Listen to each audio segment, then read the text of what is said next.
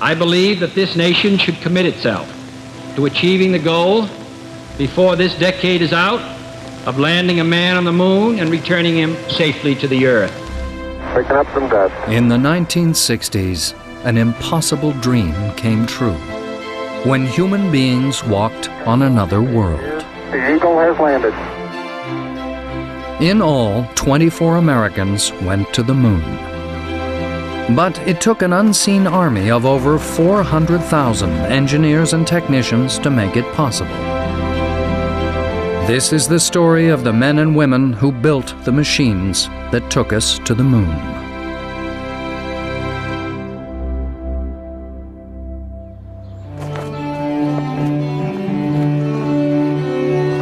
As we set sail, we ask God's blessing on the most hazardous and dangerous and greatest adventure on which man has ever embarked.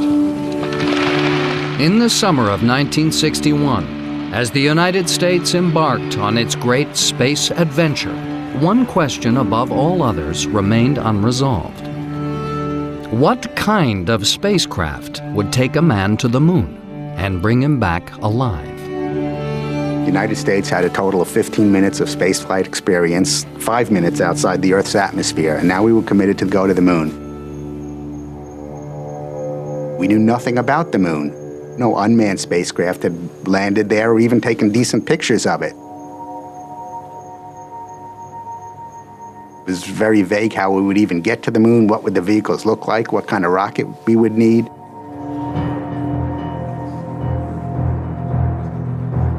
During the initial briefings, everybody assumed the way to the moon was to send one huge spaceship all the way there and all the way back. But at NASA, they already knew there was a problem. It required landing a big, heavy, bulky spacecraft on the lunar surface. It required lifting an enormous amount of weight back off of the moon. One additional disadvantage was that it required a rocket that probably was going to be 50, 60, maybe 70 feet high. And it finally occurred to some of the engineers, how are these astronauts going to get out of this big vehicle and get down on the lunar surface?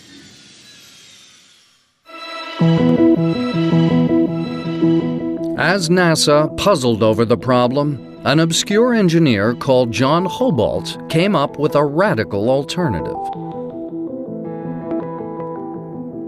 Instead of taking a single giant spaceship to the moon and back, why not build a second, lightweight craft that would shuttle between the moon and a mothership?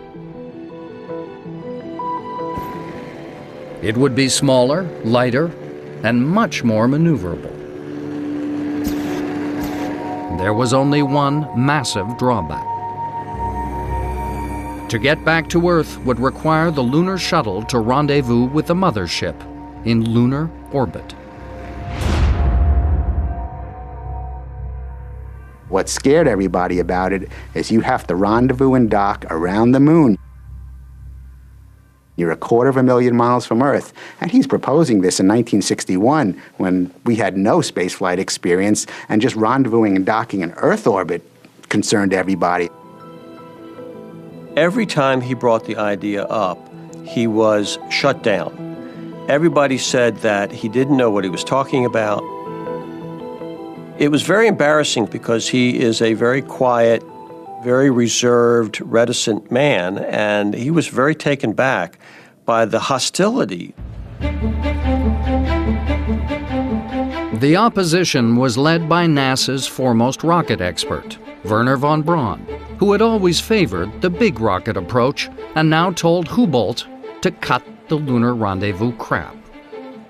Wernher von Braun had a very strong ego, was very popular in the United States, very famous in the United States because of his appearance on television, and believed very strongly in the idea of taking a big rocket to the moon.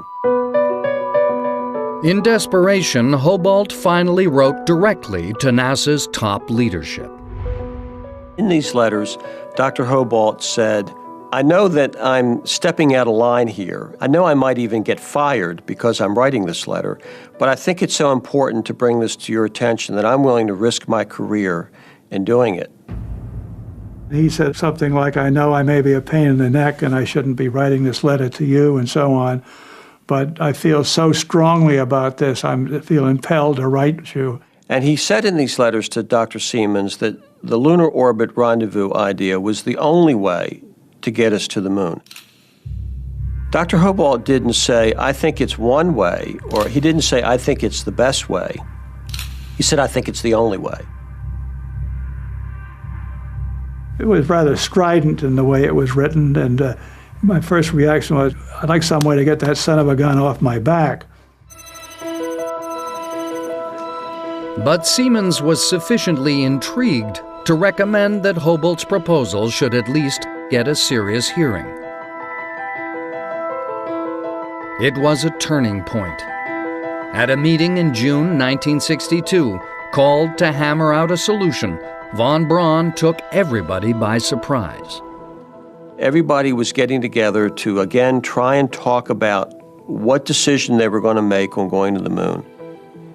The von Braun team gave a presentation, and when they finished, Werner stood up and he said, I'm really proud of our group. He said, that was a wonderful presentation. You considered everything very, very carefully, but I have to tell you that that's not what I'm going to recommend.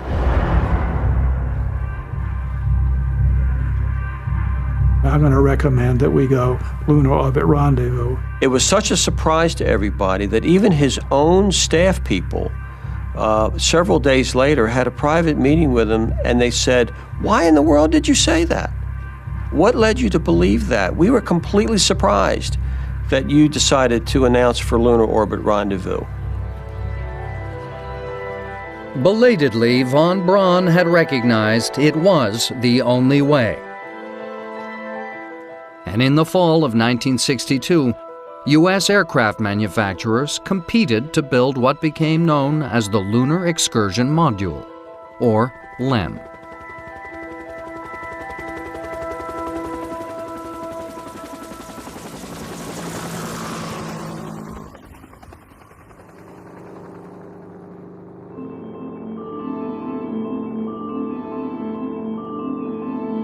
One of the competitors was a small aircraft company on Long Island. The Grumman Corporation had already spent time and money investigating the idea of a dedicated lunar lander. For well over a year, they had been studying this problem of how to get to the moon. And because they had been studying it on their own with their own money for longer than all these other contractors, they submitted a much more detailed design. Grumman's proposal was made up of two distinct stages, each with its own engine. A descent stage would take the astronauts down to the lunar surface. And then, when they wanted to return, a tiny ascent module would separate, leaving the bulky descent stage on the moon, and return the astronauts to the orbiting command module. They really understood that weight was so critical, you wanted to leave the heaviest part behind to get off the moon. Mission completed. This final stage of the LEM would also be discarded.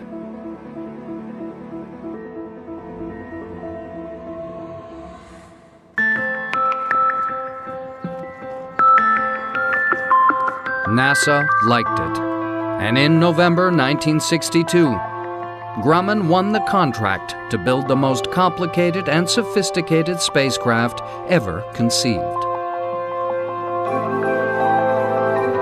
But the process had taken almost 2 years, and Grumman would spend the next 5 making up for lost time.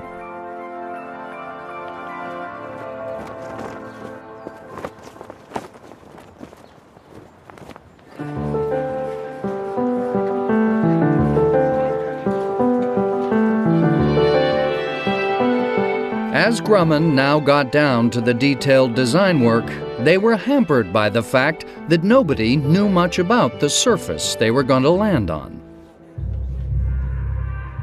You must remember how many things we didn't know at the very beginning. This expert was telling us that there are 10 meters of impalpable dust on the surface of the moon. And we worried tremendously about tipping over. In fact, we made, I think, something like 400 different computer runs because we didn't understand what the dynamics of the landing would really be.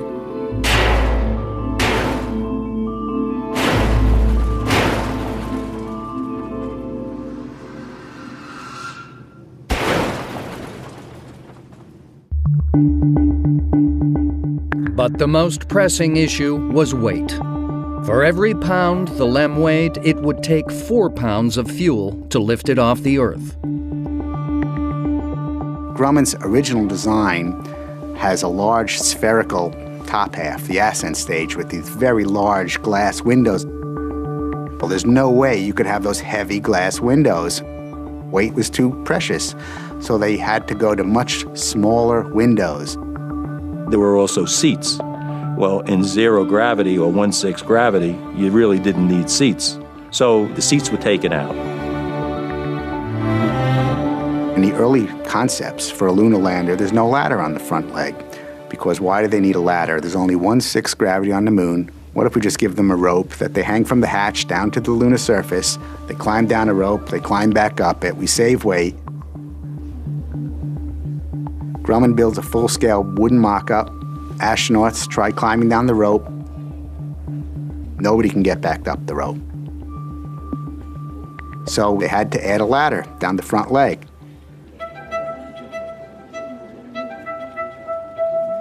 As the prototypes evolved, the one constant was change. Astronauts come to Grumman to test the design, and what they found is that an astronaut wearing a square backpack can't fit out the round hatch.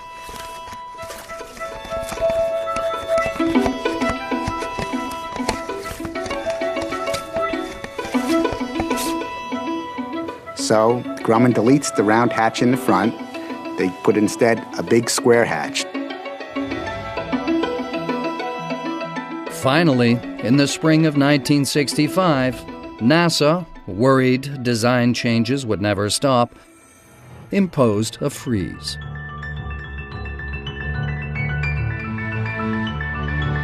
It was an entirely independent spacecraft with its own motors, fuel, life support system, and navigation equipment. To some at the time, it seemed excessive. They couldn't have known just how important it would turn out to be. After 2.5 years of preparation, engineers at the Grumman facility on Long Island finally began building what many regarded as the first true spaceship. It was built in one of the world's first clean rooms. In 0 gravity, any floating foreign body would be a hazard. Everybody's wearing surgical suits, white suits, booties, gloves, hats. If you have a beard, you wear a face mask. They even preferred people who didn't bathe very often because they didn't want skin flaking off and possibly floating around in there and causing problems.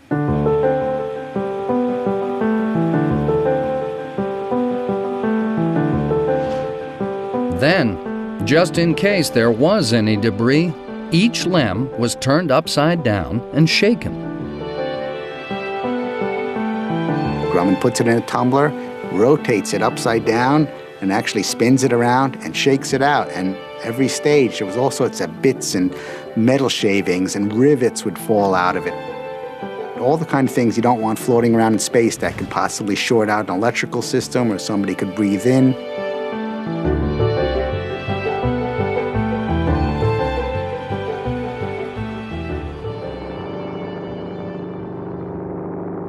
But in the urban confines of Long Island, the one thing Grumman couldn't do was the hazardous business of testing rocket motors.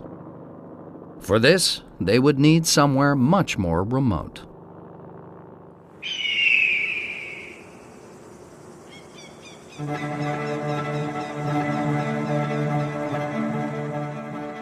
In the early 1960s, the company went to White Sands in New Mexico. Here, in the middle of the desert, they built an engine testing facility. Lynn Radcliffe was the first manager. When I came aboard that first day, I knew absolutely nothing about rocketry. It was almost as though I had walked into a foreign country.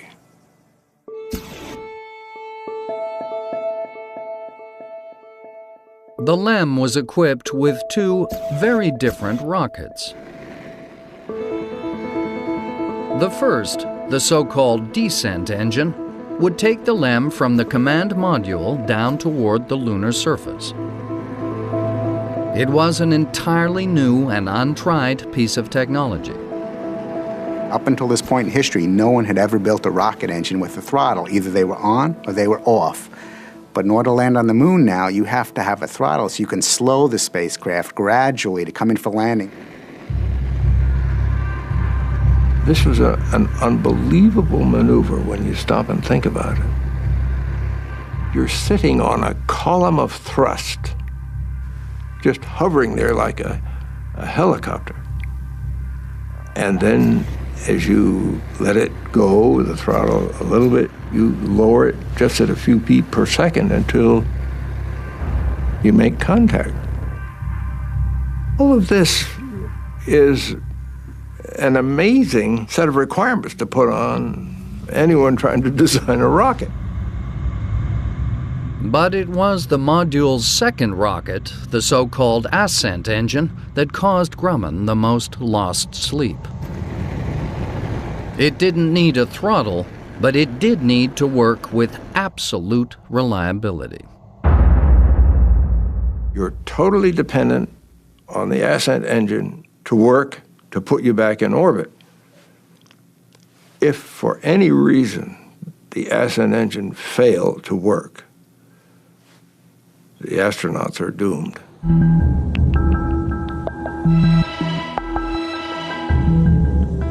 To keep it simple, it used so-called hypergolic propellants, a rocket fuel and an oxidizer that explode on contact. There were no pumps and no igniter.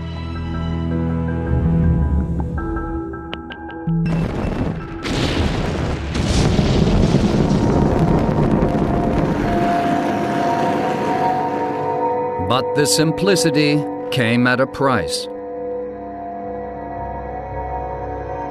The fuels were extremely toxic. We got so familiar with what oxidizer looks like when it leaks. You have this big red cloud. You couldn't absorb more than 5 parts per million on a continuing basis. It would start to eat your lungs away. So if we had a spill, and if the wind was just right, we had to get the police out and get people to evacuate.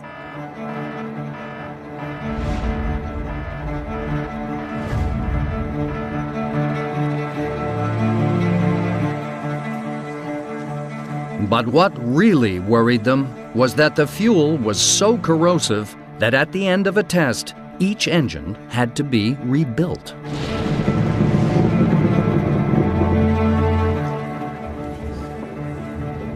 It meant the final assembly of an engine could never be tested. Unbelievably, the first time these engines would ever have been fired, ever. No checkout at the factory. The first time would be when they were fired in their mission. Imperfection was not an option. They had to be perfect. It was a situation nobody at Grumman would ever feel comfortable with.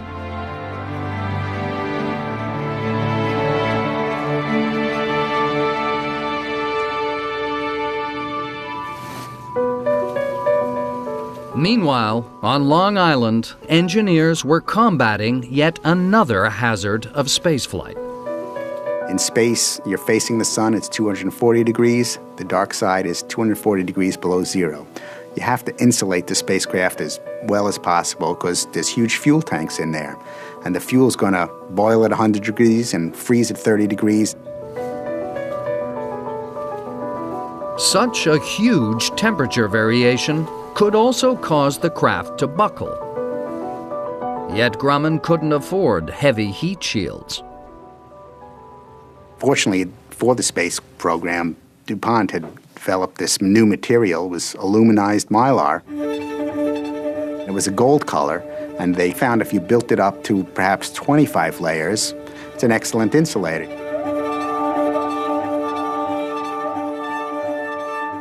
The LEM was coated in mylar. To many engineers, the final vehicle was an insult to every notion of what a spacecraft should look like.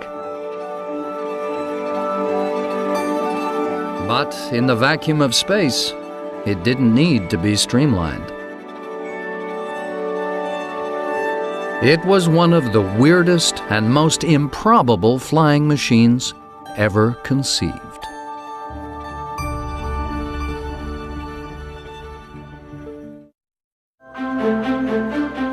By the mid-1960s, with just over 4 years to go before Kennedy's deadline, the Grumman facility on Long Island began rolling out the first full-scale lunar modules.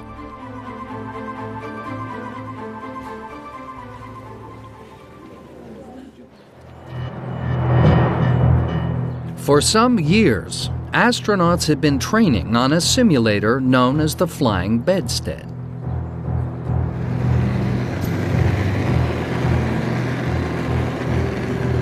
It's basically a jet engine in the middle, little rocket engines all around it on the outside, just like the lunar module, and astronauts sat in a little capsule in the front, and they would take off vertically and hover and try to simulate landing on the moon.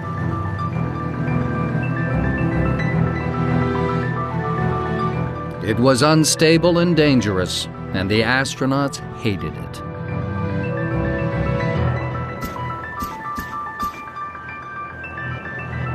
Neil Armstrong had to eject out of it right before it crashed.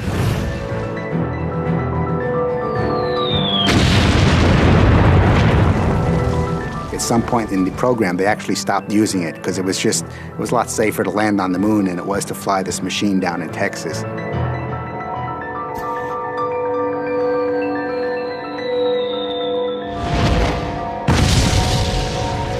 It was just too unstable.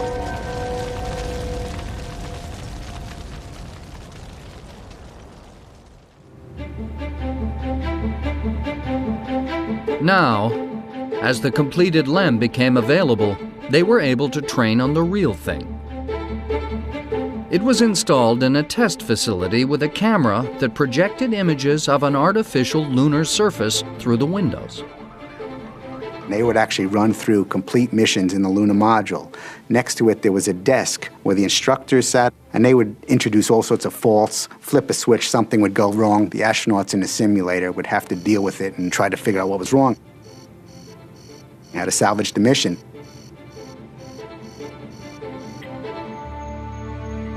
But the clock was ticking.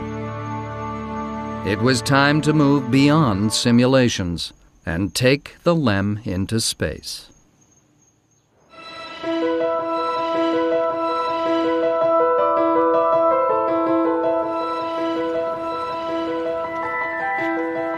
In the summer of 1967, the first space-ready lunar module was transported to Cape Kennedy. It would be mounted on Apollo 4, the first unmanned test of the LEM in space. For the people at Grumman, it was the final test. But it was not to be. Almost immediately, things began to go wrong. NASA gets a hold of it, they start running tests on it, and NASA discovers this vehicle is a mess. They find hundreds of problems. things that weren't built right, weren't installed right, electrical wires that are frayed, possibly broken, and most alarming of all, there are fuel leaks everywhere in the system. Grumman, under huge pressure from the schedule, had failed to complete the pre-flight checks.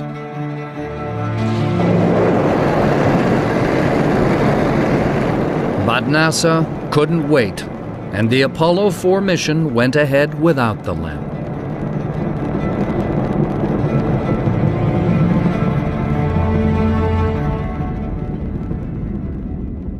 The whole incident of this first lunar module really led to great embarrassment on Grumman's part. Then, as Grumman raced to repair the leaks, there was a second problem.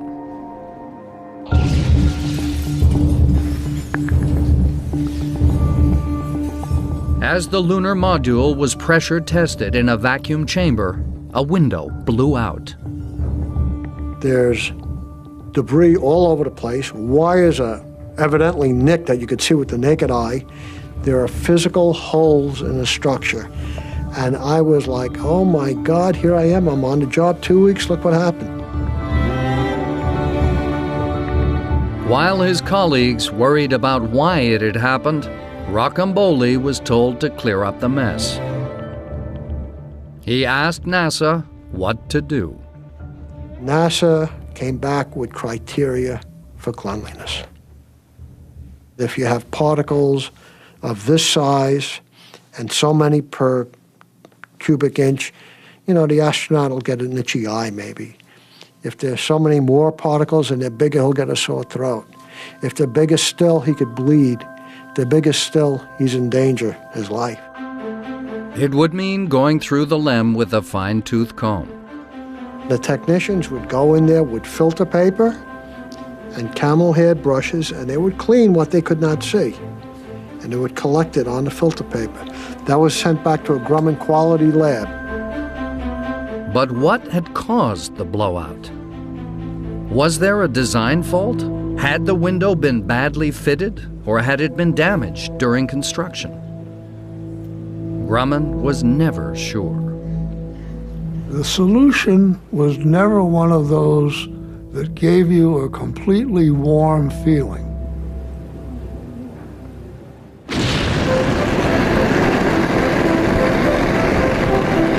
Every window was checked and replaced in the hope that it would be all right. And 6 months later, Apollo 5 took an unmanned lunar module into space.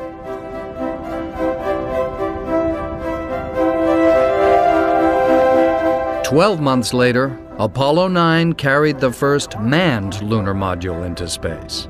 How does that sports car handle, Jim? Pretty nice. And Apollo 10 took a manned LEM around the moon. This engine is just beautiful. Charlie, my hat's off to the guys in the trench. I love them. Yeah. It was time to take the LEM down to the lunar surface. How's the view, Tim? Charlie, it might sound corny, but the view is really out of this world. Liftoff. We have a liftoff. 32 minutes past the hour. Liftoff on Apollo 11. Roger, we got a roll for Power clear. Roger, roll. On July 16th, 1969, Apollo 11 blasted off from Cape Kennedy. Some 72 hours later, the lunar lander undocked from the command module and headed for the moon. Roger, how does it look? It was the final challenge. Hundreds of thousands of man-hours of work, worry, and effort were about to be put to the test. My heart was in my mouth. Altitude 1600. We'd come to a moment of truth that would last only 12 minutes. If I could have held my breath for 12 minutes, I probably would have. 700 feet, 21 down, 33 degrees. Grumman had simulated the maneuver hundreds of times, but the reality was proving different. The astronauts were heading for a boulder field. Low level. Low level. Good. 20 feet. As Armstrong searched for a safe landing place, the fuel began to run dangerously low. The only call-outs from now on will be fuel. We had very small margins. 120 seconds margin for landing sounds ridiculously short. 60 seconds. 60 seconds. We were all counting seconds as to how much fuel we thought remained. 30 seconds. 30 seconds.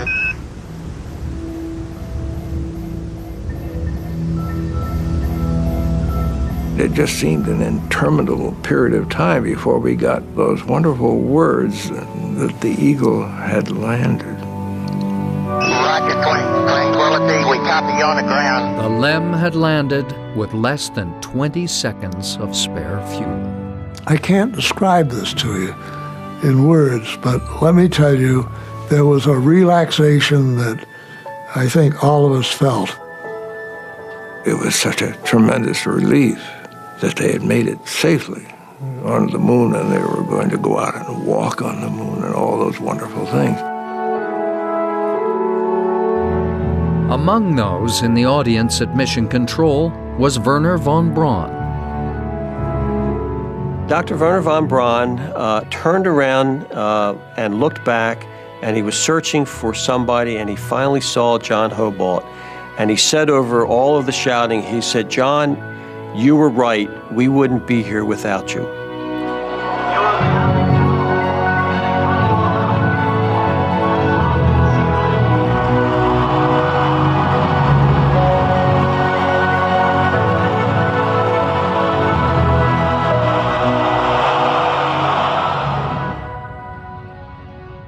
But as the world celebrated, Grumman's engineers knew their most testing moment was yet to come.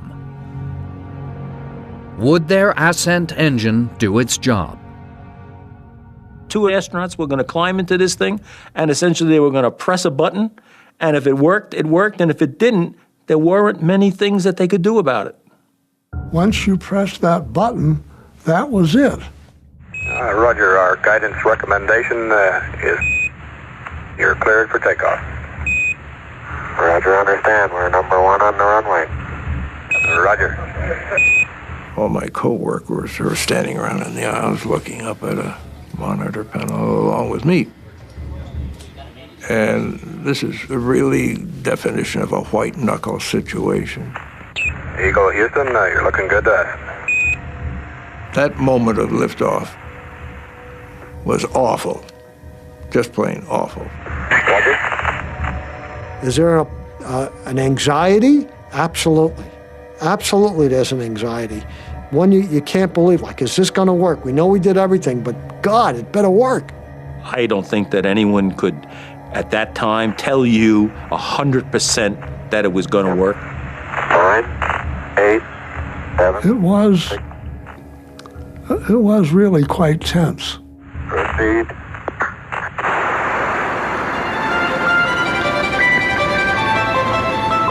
It worked like a dream. They started putting TV cameras on later landers when you could see the ascent engine, and it didn't build up like a Saturn V where you saw the flames coming out and it slowly lifted off. It went up like a shot, like, wow!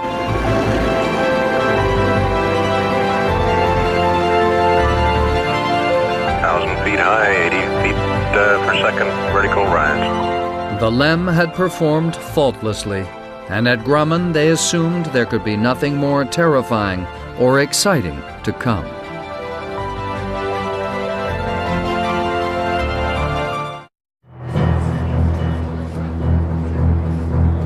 Houston, we've had a problem.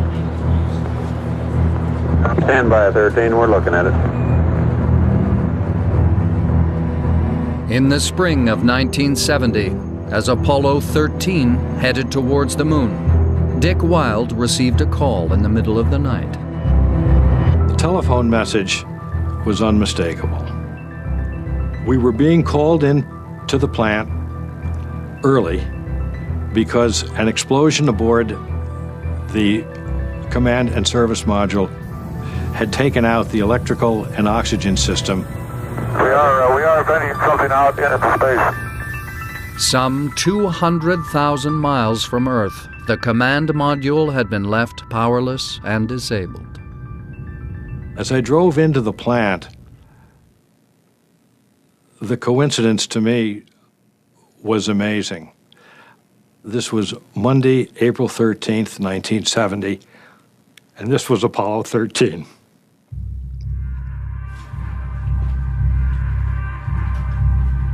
All of a sudden, everyone's attention is riveted on Apollo. All around the world, people are watching what's going on. Praying for the astronauts. Are they going to make it? Are they going to die in space? It was the nightmare scenario.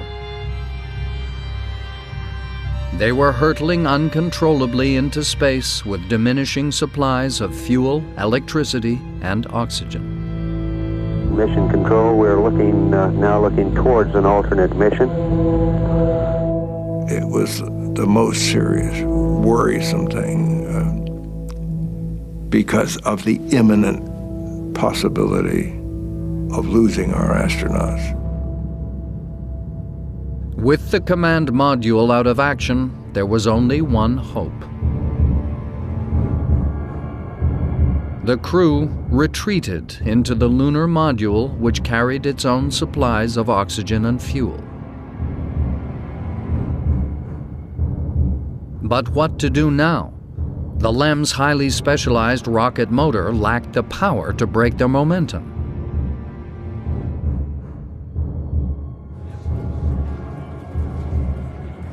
At Mission Control, there were desperate meetings. There was one possibility.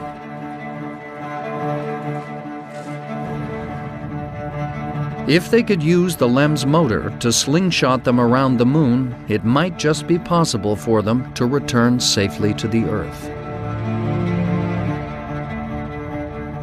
It was a huge gamble. We all knew that the crew was in a dire situation. A rescue like this had never been attempted. So, in the background, there was always the concern that this effort was going to fail. People were glued to their televisions and their radios listening to what was going on, and there was certainly concern that we might have lost 3 astronauts. Command drawn on 1 minute. We're burning 40%. But the maneuver worked. Slowly the craft curved around the moon in what was known as a free return trajectory to Earth. The astronauts were on their way home. Okay, Aquarius, you're looking good. But did they have the fuel and power to travel the 250,000 miles back to the Earth? Everything depended on the LEM. It had been designed to keep 2 people alive for 50 hours. Now it was being asked to keep 3 people alive for up to 100. There was a gradual buildup of carbon dioxide. The LEM had been equipped with finite supplies of lithium hydroxide, the agent used to remove carbon dioxide from the recirculating air supply. Once again, there were desperate meetings among NASA's engineers. There was one inspired possibility. If they could raid the command module for extra supplies of lithium hydroxide, they had a chance. But that was not as simple as it sounded. No one had foreseen the kind of problem where the LEM would be used as a lifeboat, and unfortunately the command module lithium was packaged in square cartridges, and the lunar modules were packaged as round cartridges.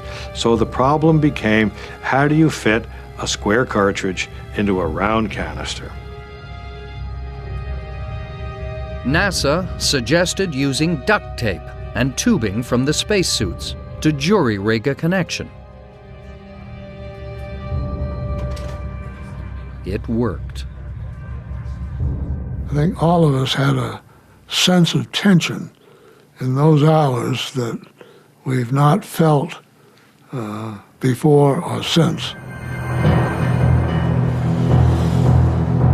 Finally, as the craft approached the Earth, the astronauts faced the ultimate challenge: how to safely smash through the Earth's atmosphere.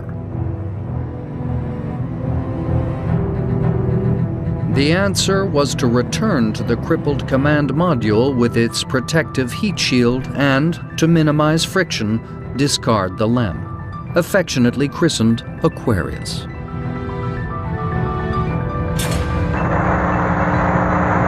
Farewell, Aquarius. We thank you.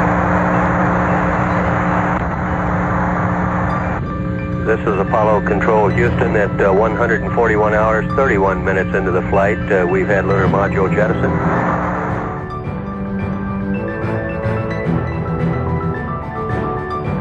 Then, as they blasted through the Earth's atmosphere, there was a break in communication.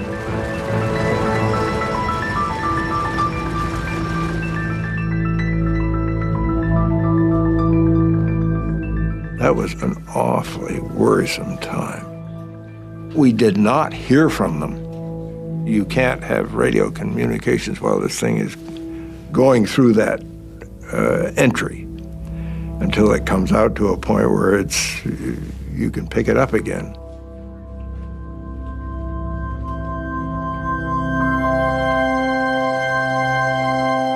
There was what felt like an interminable wait before the Apollo 13 parachutes finally came into sight. Odyssey Houston, we show you on the mains. It really looks great. An extremely loud applause here in Mission Control. I think singly that was the high point of the program because we had saved astronauts from imminent danger. It was even more important in retrospect than the first landing. The sense of relief was, you could feel it. It was really quite emotional. The lunar module had not only performed far beyond its design limits, it had brought the astronauts back from a death too horrible to contemplate. You would think that, yeah, I could be doing a little breastfeeding now, but I really don't feel that. What I really feel is thankfulness that it happened. I'm really grateful that it happened. For the Grumman engineers who had devoted nearly every minute of their waking lives for nearly a decade to building the lunar module, it was the crowning moment. Everybody wanted to be part of that program. Everybody was proud to be on the program. And that was a wonderful feeling.